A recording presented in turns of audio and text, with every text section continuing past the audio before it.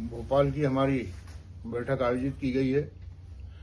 बैठक में एक तो 10 दिसंबर को दिल्ली में जो जंतर मंतर पर ऐतिहासिक प्रदर्शन हुआ, उसके बारे में नेशनल सेक्रेटरी श्रीमती संजना रेशारिया आज की सभा में अपने विचार रखेंगी।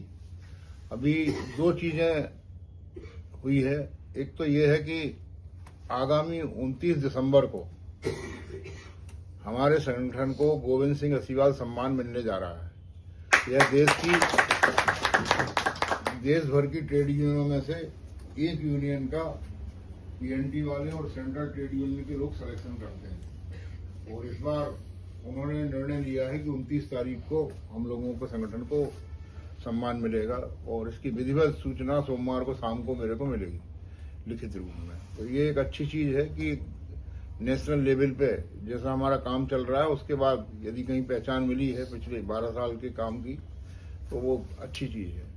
दूसरी चीज ये है कि एक और हमें एक बैठक की मेजबानी करनी पड़ी, जो EPS 95 pension United action committee, जिसके आह्वान पर नई दिल्ली में धरना प्रदर्शन हुआ 10 दिसंबर को। अब उसकी एक ज्वाइंट बैठक होना, जिसमें हम लोगों का संगठन जो है नेशनल कोऑर्डिनेशन कमेटी नागपुर नई दिल्ली, और दूसरा all India coordination committee of EPS 95 pensioners association, तो इन दोनों के पदाधिकारियों की एक बैठक भोपाल में आयोजित हो रही है, जिसकी लगभग तारीख 25 जनवरी फिक्स होने जा रही है। वह भी सोमवार को फिक्स होगी। उसमें प्रत्येक राज्य से दो पदाधिकारी आएंगे, मतलब 25 राज्यों के 50 पदाधिकारी आएंगे, और 10 या 15 मध्य प्रदेश के हो सकते हैं। वो अपन अगली बैठक में तय करेंगे मध्य प्रदेश से कौन कौन प्रतिनिधित्व करेगा। तो ये एक दो चीजें हमारे सामने आ रही हैं, और इसकी व्यापक हम लोगों को तैयारी करना है। और जैसा भोपाल का और मध्य प्रदेश का नाम है कार्यक्रम के मामले में, तो उस लेवल की हम लोग सब तैयारी करें। उसके लिए जो भी व्यवस्था होगी वो अगली बैठक में हम लोग चर्चा करेंगे। अब नई दिल्ली में जो प्रदर्शन हुआ था, वो 21 फरवरी 2018 को रामलीला मैदान में हमारा सबसे बड़ा भंग हुआ था। 2013 से लगातार दिल्ली में हम लोग आंदोलन कर रहे हैं, और औसतन 2 आंदोलन प्रतिवर्ष होते हैं कोरोना काल के 2 साल को छोड़कर। तो इस बार जो आंदोलन था वो ज्यादा व्यापक, उसमें भीड़भाड़ थी, अच्छे लोग थे। तो आगे में श्रीमती संजना रेशारिया जो दिल्ली भी होके आई हैं, जयपुर भी होके आई हैं, तो उनसे अनुरोध करूंगा कि अपने साथियों के बीच में दिल्ली के संस्मरण रखने की कृपा करें। भारत माता की जय।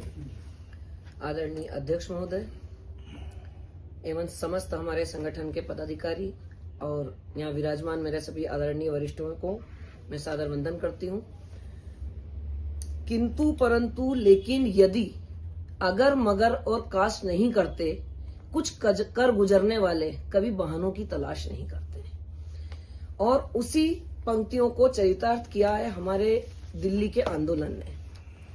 9 और 10 दिसंबर को जो दिल्ली में कार्यक्रम रहा, उसमें 10 दिसंबर को जंतर मंतर दिल्ली पर एक बड़े आंदोलन का आगाज किया गया।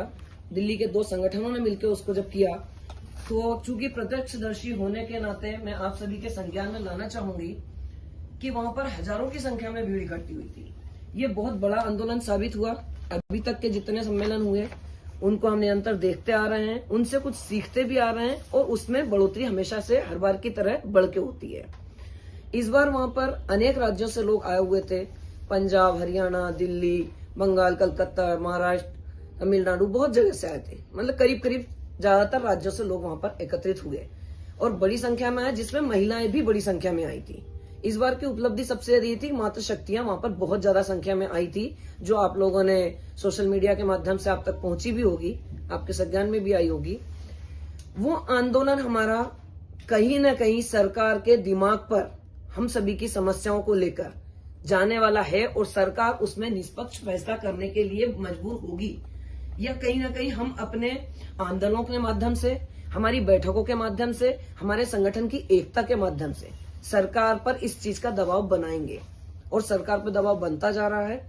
और चूंकि यह हमारी संगठन की उपलब्धि है, हमारे मध्य प्रदेश संगठन से बहुत सारे हमारे बंधु और मातृशक्ति वहां पर पहुंचे थे और संगठन को मजबूती प्रदान करते हुए जो आंदोलनकारी उग्र आंदोलन हुआ, जिसका मैं उग्र शब्द इसलिए इस्तेमाल करना चाहूंगी क्योंकि जंतर मंतर पर दिल्ली में प्रधानमंत्री के नाक के नीचे अगर इतना बड़ा आंदोलन होता है और उसको समस्त न्यूज चैनलों के माध्यम से, सोशल मीडिया के माध्यम से, पत्रकारों के माध्यम से अगर वो जानकारियां प्रदेशों में जाती है, प्रदेश सरकार के पास तक जाती है, मंत्री विधायकों के सांसदों के पास तक जाती है, तो उसमें कार्रवाई होना या ना होना की तो कोई गुंजाइश ही नहीं रह जाती है।